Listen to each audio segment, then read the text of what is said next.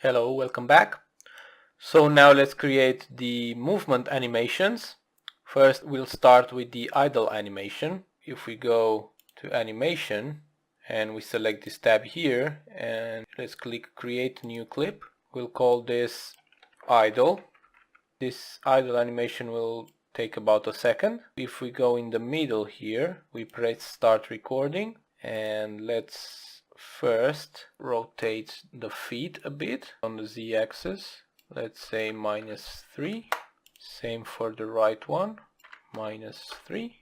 And at 1 second mark it's gonna be 0 again and 0 again. Let's see how it looks. Okay, let's do something else as well. Let's move it just a little bit to the right. So on the x-axis, let's move it to 6-8 instead of 7-8.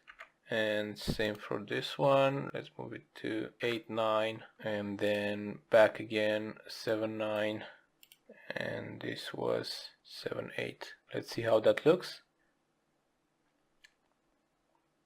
Let's also move the body up and down, for example. We select the body up here and we'll move it up on the y-axis just a little bit. That should be enough.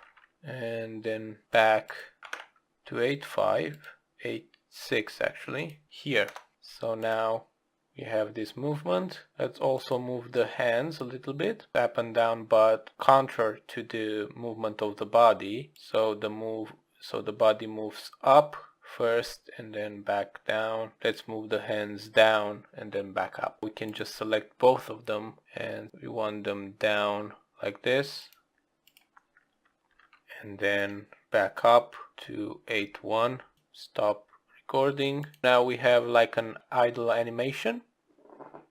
If we go back to the animator, you can see Unity already put our idle animation in here, but we don't want it in here, and I'll explain why. We want our idle animation to be done at the same time as the blinking animation. So for that we can use animation layers. At the moment we have on the base layer we have the blink. We can add another animation layer. Let's call this movement. And in here we will add our idle animation. We should also be sure, if we press on this setting icon, that the weight is set to 1.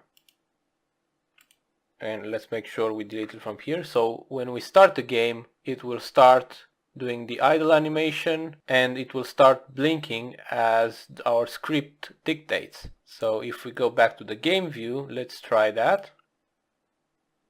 There we go. So it is in the idle animation, but it also blinks at the same time. It kind of blends the animations. You can do very complex stuff with this blending system of layered animations. Now we want to do a moving animation. Let's do the moving right animation. Let's go to animation and create new clip, move. It put it again in the base layer, which we don't want. So we just have to move it here. But now we have a problem. So there should be two animations because we need an animation that will transition us from the idle animation to the walking animation. So we should also create a start move animation. And you'll see why exactly and how it looks in a second. Okay, so we have to put that one as well in here. Start move. No. In movement. There we go. So we want from the idle to create a transition to start move. And from start move to create another transition to move. And afterwards we want it to go to a stop move and go to idle. We'll explore that later on. So let's start with the start move animation. If we go to the scene view and we go to animation here, let's select start move. We want this animation to take about half of a second. let's press record, move the eyes a little bit, and the left eye, and let's move the pupil inside, like it's looking it to the right. Same for the right eye. And now it looks like he's looking right. Let's do the mouth as well. The hands and legs moving a little bit to the left and right. So I'm just gonna make our left hand here a little bit bigger. We have to press start recording again before we do that. So 1.15 and 1.15 here, and the right hand, let's say 0.95 and 0.95. Same for the legs. Left leg 1.15, 1.15, and the right leg 0.95 and 0.95 scale. That makes it look like he moved a little bit. We can also move it just a little bit to the left and right. Let's press start recording again. Let's move the left hand just a little bit to the right, and let's move the right hand just a little bit to the left. Same with the legs. Let's move this leg just a little bit there, and the right one just a little bit there. And now it looks like he's actually turning. I just realized the hands are the exact same color as the body, so we will not be able to see them while they are moving. So what we can do, in case you have the same problem as me, let's select them and just give them a little bit of a tint, a little bit of a blue tint, so we can just tell them apart. Okay, so now we have the start animation. We have to create the moving animation, but the moving animation, we want it to start from the last frame of the start frame animation. So we'll have to select all of this and press Ctrl C.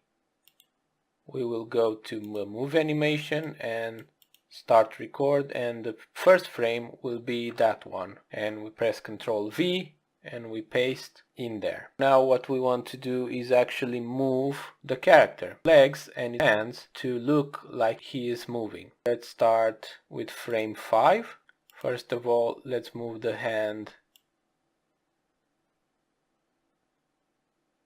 to somewhere like around the center, and let's move the left hand a little bit down, the right hand, sorry, a little bit down, and the left hand a little bit up. Let's do the same for the legs. Let's move it here to the center. Let's move the left leg a little bit up, like one foot is on the ground and the other is in the air. Move to frame 10, copy again these frames here and paste them here so we can have them again as reference. So we'll move the left leg in the exact position of the right leg and vice versa. We can also use the numbers to make it more easy for us. So we'll move the left leg to 7.72 and the right foot to minus 0.69. There we go, so they are reversed now. Let's do the same for the hands. So we want to move the left hand to 1.91 and the right hand to minus 2.24. So we already have, as you can see, half the animation. If we press play, you can see it. Maybe that's too fast, so let's move those frames. You can see that it doesn't repeat how it should. So now what we want to do is basically the same thing but on reverse. So now at frame 30 we want the left leg to be in the middle here, same as the right leg, but we want the right leg to be up. And for the hands, we want the left hand in the middle and down. It doesn't have to be perfect. Let's move the right hand as well in the middle. So the left hand a little bit down, the right hand a little bit up. And now at frame 40, we just copy this so it gets at the same state as it was in the beginning. Now if we press stop recording and press play, our animation should play very nicely.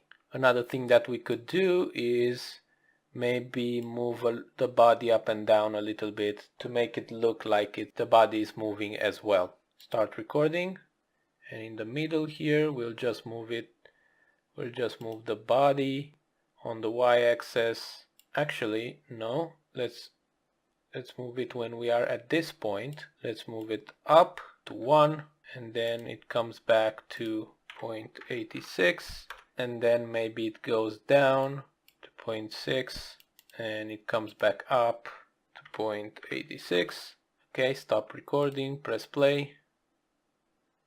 Okay, it looks like he's limping. That is probably because we've put it too much down here. So let's see, between 0.86 and 1 it's 14. So if we subtract 14, it's gonna be 72. So let's put it here to 72 so it looks the same. There we go. So now we have our movement to the right. So now in our animator, I said earlier that we need to stop movement so it transitions back from the moving state to the idle state. Well, in this case, all we need to do is use the start movement again. Let's just call this stop movement, and we'll put it in reverse. So we'll say speed -1, which will mean that it will play the animation backwards. We need a transition from the move state to the stop move state and another transition to idle. Let's make sure that the transitions are set up correctly. So let's choose the first one. When we transition from the idle animation to the start move animation, what do we want to do? Do we want it to wait until the entire animation is done, or do we want it to start right when we press the button? We want it to start right when we press the button. So we'll say has exit time none. We will also need a condition now. When are you going to transition from the idle to the start moving animation? Let's create a Boolean parameter. Let's call this move. So we'll transition when move is true. Let's make sure here that the transition is very small and it doesn't repeat the idle animation. At the end of the idle transition starts the start moves transition. Okay, so for this transition we wanted to start the moving animation when the start move animation was finished. So we will let this selected. We will also make sure again that the transition is short, and at the end there we don't have any conditions for that because we just want it to start moving when the start move transition has finished. Now, when do we want it to stop the movement? When we release the button. That means that we want to put a condition here when move is false. We want to transition from the move animation to stop move animation, and same with this one. We don't want it to start for the move animation to finish. We just want it to go there as soon as the move parameter becomes false. From this one on, we want it to go back to the idle animation when the stop move animation is finished. So again, we will have no condition, but we will leave has exit time selected because when this finishes it just goes back to the idle animation. Now what we need to do is go back to our Visual Studio here and create another function. Let's call this private void move, and in this case we want to set Boolean move to true. Actually let's call the function start moving, and let's create another function called stop moving, which will contain the same line of code but will say move false. Now all that's left is to create a way so when we press a button, for example the arrow keys, our character goes left or he goes right. You may have noticed that we only have created the animation for going right, but as you will see, we don't have to create the animation for going left because we will just mirror the right animation and it will look the same, but he will go left instead of right. Okay, now what we need to do is up here on the character, we will create another script called character. Now in here we will check to see what buttons does the player presses and we'll take according actions to move the character. In the update method we'll check if input dot get key down is key code dot arrow right, we are going to do something, else if input dot get key down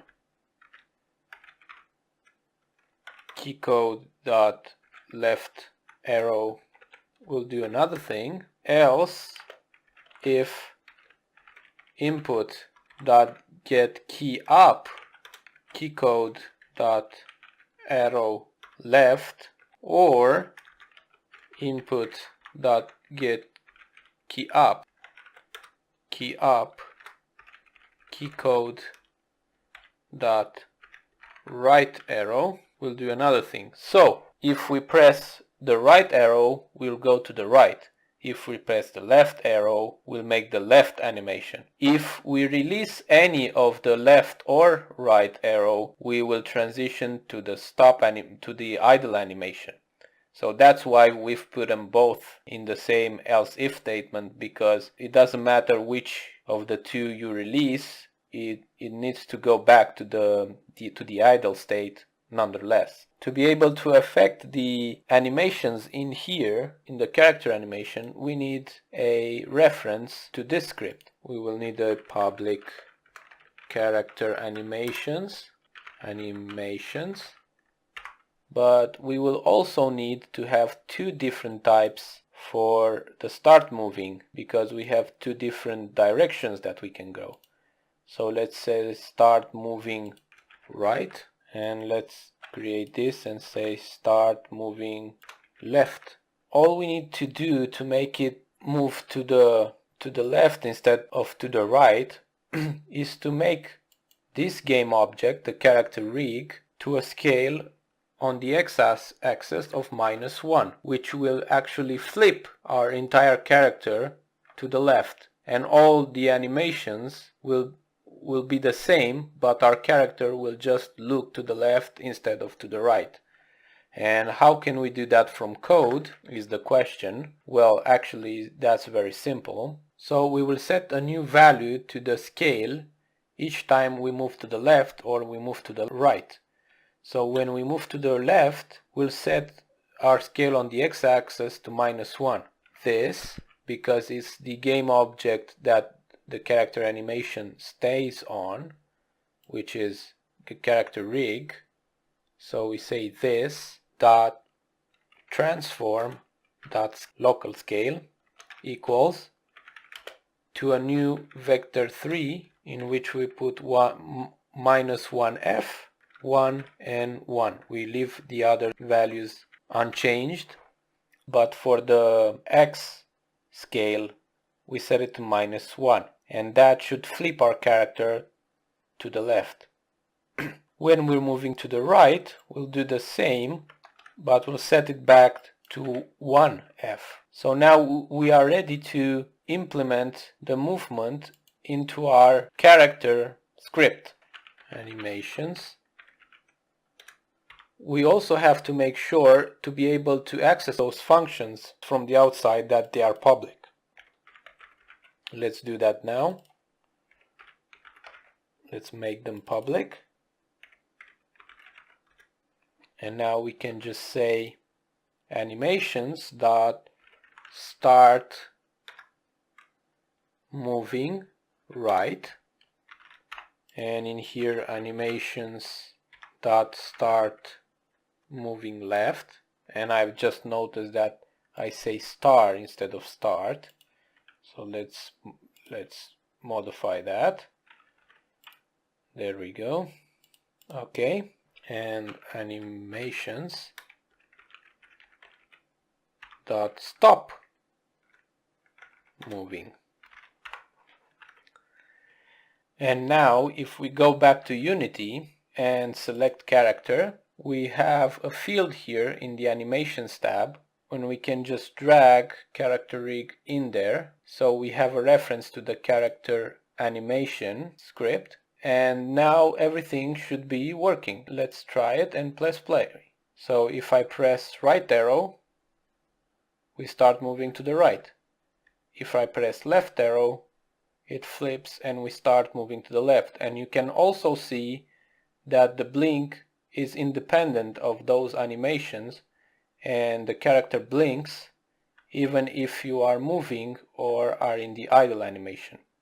Okay, this is the end of this lesson. I'll wait you next time for more Unity tutorials.